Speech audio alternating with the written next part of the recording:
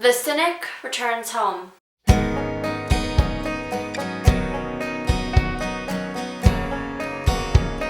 After a day of being with people, I go to the darkroom. Hang up the happiness I decided to try on today, a free trial some lady offered me at a department store. I dump the film into the only substance I've ever known to yield a solution. Then, I wait. For the man scraping his dentures in the train seat behind me, and the pained expression responds to the gaudy tie you purchased at the thrift store next door that show up in the background.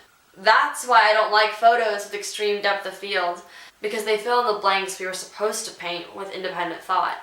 And accidents don't happen when the somber shows a score of who sold themselves out for a bit of verification that they told the truth. They told me to never end a story with "and then they wake up." But guess what? Not doing so is what makes this a story. Because we don't get photos mid-laugh, mid-cry, mid-conversation without posing for them. If we're being perfectly honest here, this is probably, and I hope at least, it's the most cynical poem in this entire series of videos this month.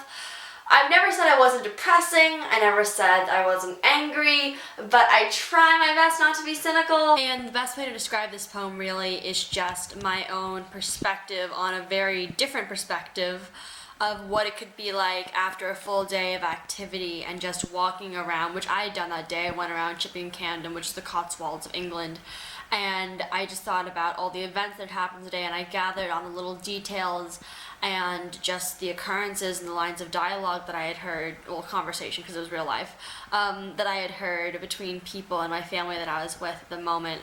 And I just took on a lot more cynical view, not saying that I actually believe that this is how people feel or how I even felt at the time, but I just took that perspective on it, and I really just went along with the whole metaphor of old-fashioned photography and carried it through the entire time, starting off with the darkroom and ending with having candid versus posed for photographs. And I really liked what happened with it, despite the sort of negative origins it had, even though the day itself was perfect. I hope you're having a fantastic Camp NaNoWriMo / National Poetry Writing Month and are writing a lot of words, and if you're not doing either, then I hope you're just having a great life in general in the month of April.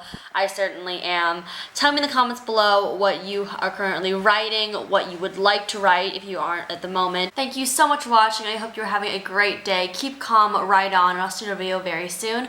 If you enjoyed this video, like, comment, and subscribe. All my social media is at SSL's Books.